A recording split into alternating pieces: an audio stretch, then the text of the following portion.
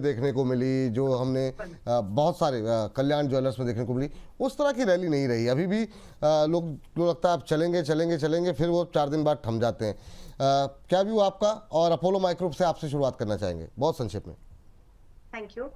देखिए, कंपनी के साइज के ऊपर भी डिपेंड करता है कि कौन सी कंपनी का साइज है। अगर बहुत छोटे स्मॉल कैप की, मिड कैप साइज की कंपनीज होती है ना, तो उनके लिए एक छोटी सी हल्की सी हवा पॉजिटिव बहुत बड़ा उनके लिए एक ट्रिगर का काम कर देती है। तो एक तो ये बात हो गई। दूसरा, लार्ज कैप स्टॉक्स में ये वाली चीज आपको मिसिंग दिखती है। तो कई सारी जब बातें चलती है कि कौन से सेक्टर में क्या मूवमेंट आएगा या किसी में नहीं आएगा, तो अमूमन आप देखेंगे कि जो बड़े साइज की जो कंपनीज हैं, लार्ज में भी जो काफी बड़े साइज की एचएल हो गई, नहीं चलता उस वाले टाइप में, तो टाइम लगता है। और कंपनी अगर छोटे मिड कैप में होगी तो उसमें ज्यादा मूवमेंट होता है। अभी जितने भी नाम आपने लिए थे ना, वो सारे छोटे साइज की या मिड साइज की कंपनीज थी। अब डिफेंस इज नॉट समथिंग कि आपको हमेशा चलता रहेगा। अभी आज मैं बात कर, एक जस्ट रेफरेंस के तौर पर, जी जी जी। पारस, आइडिया फोर्ज, ये सब इसलिए चले क्योंकि कंपनीज के साइज छोटे थे। और अभी जो लड़ाइयां हो रही थी उसमें ग्राउंड लड़ाइयों से ज्यादा मिलिट्री इन्वॉल्वमेंट कम था, लेकिन जी हवाबाजी वाली लड़ाई ने, लेकिन तो एक इफेक्ट था वो। तो ठीक। फिलहाल के लिए डिफेंस में अगर आप इस तरह के पूरे सेक्टर में अगर आप वो वाला मूवमेंट मिस कर रहे हो, जी जी और जी। आपकी वो कब आएगा, अभी नहीं आएगा। बस एक एक लाइन का मैम व्यू। इसमें हाँ, अपोलो माइक्रो जी। अभी नहीं आएगा, उसमें समय है, बस इतना ही फिलहाल के लिए। चलिए। और अपोलो माइक्रो आज की डेट में आप अगर इसमें खरीदारी का व्यू ले रहे हैं तो सही समय नहीं लगता। मुझे लग रहा है कि 360-70 के पास आ जाएगा, तब एक बार रिव्यू कर लेंगे खरीदारी के लिए, नॉट टुडे। चलिए ठीक है, ये बात निकल करके आया है और आगे बढ़ते हैं और अगली टिप्पणी जो है चलते हैं सर के पास। भारत फोर्ज जरा देखिए प्रदीप सर, भारत फोर्ज में कुछ गतिविधि दिखाई दे रही है आज। खरीद सकते हैं क्या करंट लेवल पे? बिल्कुल जी, भारत फोर्ज अभी करेंट जोन से अच्छा लग रहा है, मोमेंटम में है। और ये मोमेंटम मुझे लगता है कि तब तक रहने वाला है जब तक ये 2048 के ऊपर है, और कंटिन्यू रहना चाहिए। और 2222 का रहेगा पहला टारगेट, उसके बाद तो ऑल टाइम नीला खुला आसमान में ऑल टाइम हाई के आसपास ही चल रहा है, और भी आपको हायर प्राइस आते हुए दिखाई देंगे। लेकिन स्टॉप लॉस, ये जो मोमेंटम चल रहा है यहाँ पे आप मेंटेन करके चलिए। चलिए सर, आपका यूनिमैक एग्रो पे कॉल भी अच्छी चली, शेयर भी अच्छा चला। अभी यहाँ पे करंट लेवल पे क्या कर सकते हैं? और एक एक्सिस कैट्स भी आपके टाइम आपने एक समय पे अपने रडार पे रखा था, दोनों पे ही, दोनों प्राइवेट प्लेयर्स पे आपकी राय? सर, यूनिमैक अगर समझना है, बहुत ज्यादा टाइम नहीं लूंगा। एस्ट्रा माइक्रो देख लीजिए, अस्त्र micro, same same typical same, बहुत मैसिव मूवमेंट आने वाला है।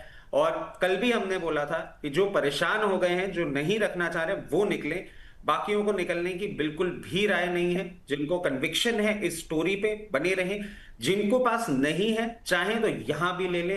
मैं बहुत ज्यादा डाउन साइड नहीं देख पा रहा हूं, हाई बीटा काउंटर है, हो सकता है आपको किसी भी टाइम मेंटली प्रिपेयर्ड रहिएगा।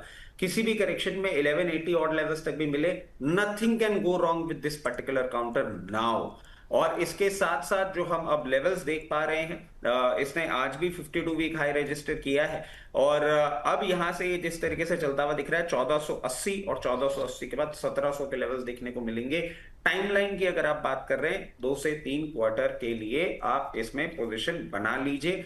जस्ट लाइक अस्त्र माइक्रो जब किसी को समझ में नहीं आता था तब हमने पकड़ा था, वैसे ही यूनिमैक एरोस्पेस भी 900 रुपए के लेवल से आपको दिलाते आ रहे हैं। एक्सिस के टेक्नोलॉजीज, इसमें थोड़ा सा आप देखेंगे ना, अभी फंडामेंटली चीजें थोड़ी सी बदली हैं।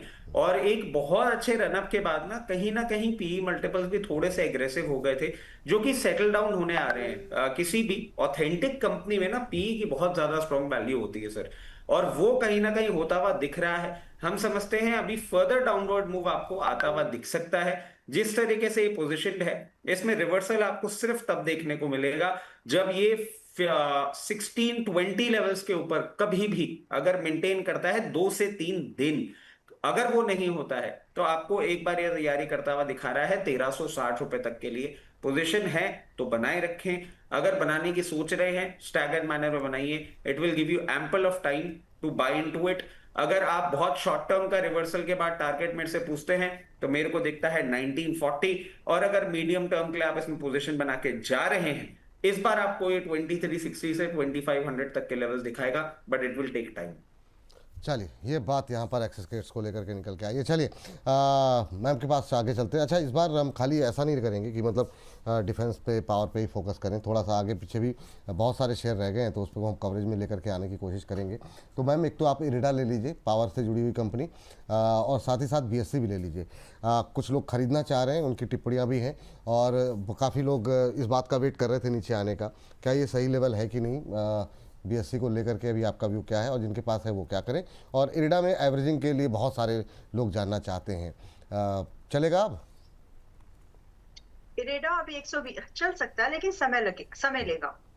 तो लेकिन फिलहाल के लिए एवरेज तो नहीं करना है। मोमेंट एवरेज आपको वैल्यू एकदम मिले तब करना चाहिए, याद रखिए इस चीज को। या फिर मोमेंटम में आ जाए चीज और आपको लग रहा है कि बस अब यहाँ से बस्ट ब्लास्ट है, तब जाकर के आप यहाँ पर कोई एवरेजिंग करें। तो क्योंकि एवरेजिंग करके भी आपका पैसा गवर्नमेंट जैसे पड़ा रहे तो उसको कोई फायदा नहीं है। तो फिलहाल के लिए 120 का भाव जिनके पास है, या किसी भी भाव पर आपके पास में है, एक कोशिश करिए कि जब तक ये 130 के ऊपर क्लोज ना कर दे तब तक न्यू एडिशन नहीं करना चाहिए।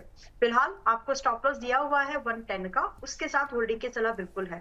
और एवरेजिंग उन्हीं को करना चाहिए जिनकी बाइंग 140 रुपए के ऊपर की हो। अगर इसके नीचे की आपकी बाइंग है तो आपको उसमें और एडिशन करने की रिक्वायरमेंट भी नहीं होनी चाहिए। और दूसरा, आपने बात की BSC की। BSC बिल्कुल जी, ये भी सही समय नहीं है, थोड़ा सा रुक जाते हैं। अगले मतलब इस मंथ एंड होते होते क्लोज टू 3200 आ जाना चाहिए, और उस समय हम इसमें फ्रेश खरीदारी कर लें क्या, इस सवाल का जवाब ढूंढेंगे। तो फिलहाल आज तो नहीं खरीदना है, इस गिरावट में ऐड ना करना चाहिए, और ना ही एवरेज करना चाहिए। फ्रेश बाय तो करना ही नहीं है। नहीं, फ्रेश बाय नहीं करना है, जिनके पास है वो होल्ड करके जाएं, क्या करें? अब जिनके पास में है, irrespective of your price, if you are comfortable with the stop loss at 3000, okay. And actually this counter is something that you got to hold for many quarters. अगर आप इसको कई महीनों तक होल्ड करके रख ले तो अच्छी बात है। इतना हाई बीटा तो है ही, करेक्ट हो भी गया आपने मोस्ट, अभी नहीं आपको इसको मूवमेंट में लाना चाहिए। स्विंग ट्रेड अपॉर्चुनिटी नहीं है, होल्ड करके रखिए। 3200 के आसपास रिव्यू करने की सलाह मैं आपको एक बार रिव्यू जरूर करूंगी, और जिनके पास है हो सकेगा उस समय तो ऐड की सलाह देंगे, बट नॉट टुडे।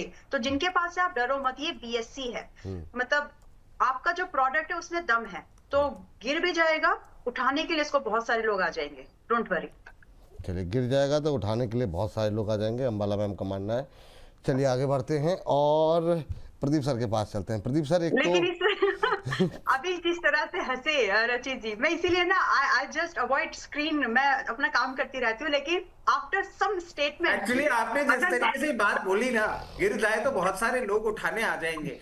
अब क्योंकि मैं आपको एक बात बताता हूँ, मैं क्या 2 व्हीलर ही चलाता हूँ, ठीक है, और 2 व्हीलर एक लड़का चलाता है ना, वो गिर जाता है, कोई उठाने नहीं आता है। एक लड़की गिर जाए ना तो भाई साहब ट्रैफिक जाम हो जाता है, वहां बात लोग सही कह रहे हैं सर। अभी मैं तो भुक्तभोगी हूँ, थोड़े दिन पहले ही तो हम गिरे थे, हमको तो किसी ने नहीं उठाया, अरे ऐसा नहीं है।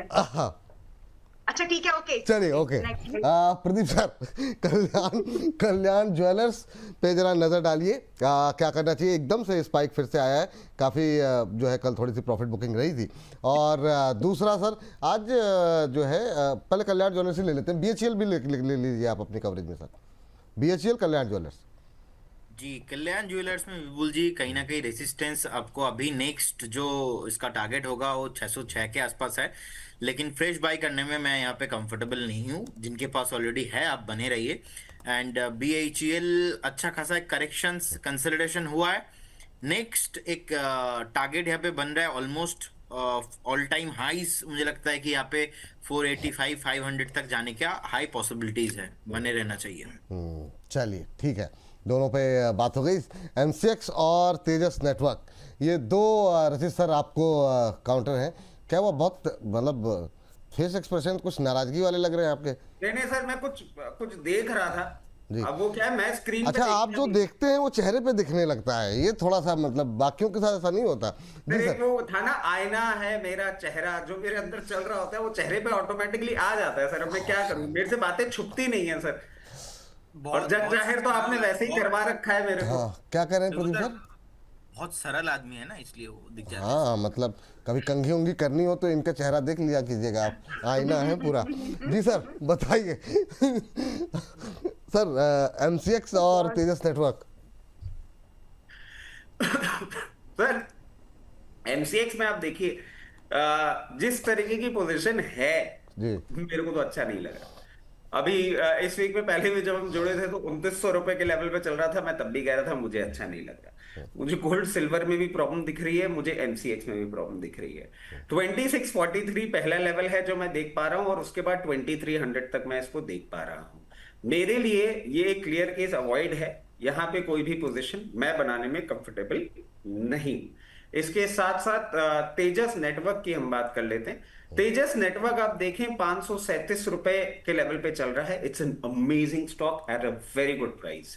इन लेवल्स पे पोजीशन है तो बने रहे, नहीं है तो ले भी लीजिए।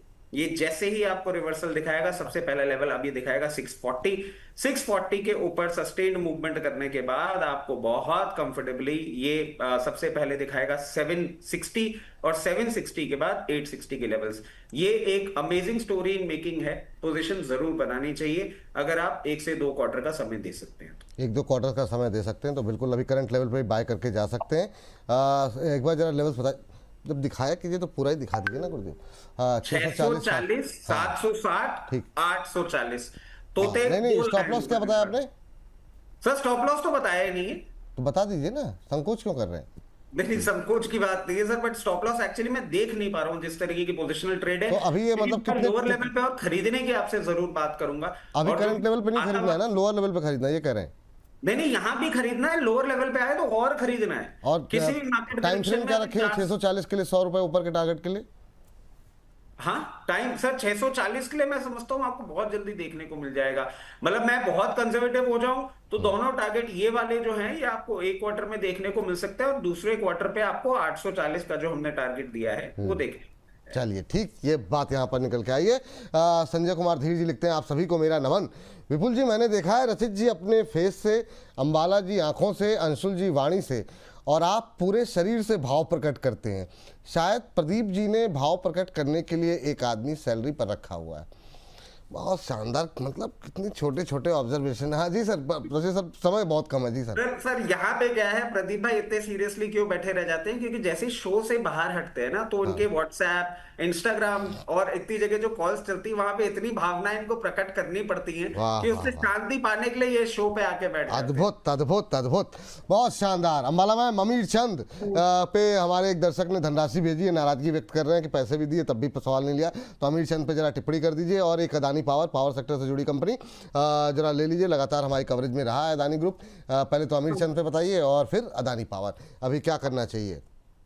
अच्छा, अभी करना क्या, जिन्होंने ये पैसे भेजे उनके पास में ये है, होना चाहिए, क्योंकि विपुल जी 3-4 हफ्ते हुए हैं, रिकमेंडेशन दी थी 3-4 नहीं 4-5 हफ्ते हुए हैं।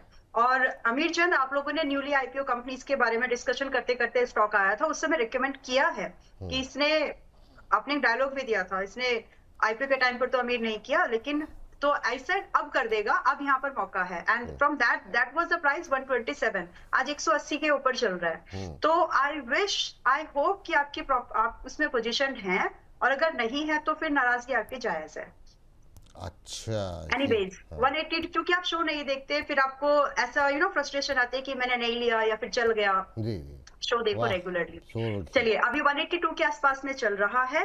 इन माय सजेशन, स्टॉक आगे भी रिकवरी इसी रफ्तार में कर सकता है जिस रफ्तार से गिरा, और वी शेप रिकवरी जो भी हमने जून से अभी तक देखी है। सो आई एम क्वाइट बुलिश। 155 रुपए का स्टॉप लॉस यहाँ पर लगाएं, और वैसे भी 180 रुपए का ही पहला टारगेट था। अपडेट स्टॉक बहुत सारे आप काम कर रहे होते हैं, लेकिन अपडेट सब पे नहीं आ रहा, तो अपने हिसाब से एक्शन ले लिया करो आप लोग।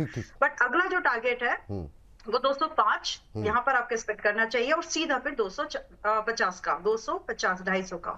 और करंट प्राइस जो है, आई डोंट नो आपने खरीद के रखा है कि नहीं, I am not sure, but अभी भी अगर किसी को आज की डेट में इसको खरीदने का मन है, go for it, it's good. चलिए, अदानी पावर विपुल जी वीक होता जा रहा है, और I have a strong doubt, मुझे लग रहा है कि यहाँ पर कि 200 खा जाएगा। तो जो भी आपके पास है, कोई फ्रेश लेना नहीं है, जो भी है रखो, लेकिन 200 के स्टॉप लॉस के साथ ही। तो फ्रेश बाई की फिलहाल व्यू नहीं है, लेकिन अगर आपके पास में पोजीशन है, क्योंकि मैंने इसको कई बार रिकमेंड किया, हाल फिलहाल 215 पर भी रिकमेंड किया, 225 पर भी रिकमेंड किया था एक बार, तो अब 200 का ही स्टॉप लॉस यहाँ पर मेंटेन करके चलिए। पुरानी बाइंग छोड़ देते हैं। अभी जिनके पास फ्रेश पोजीशन है या जो कैसे भी होल्ड कर रहे हो, 200 से नीचे बिल्कुल नहीं, फ्रेश बाय नो।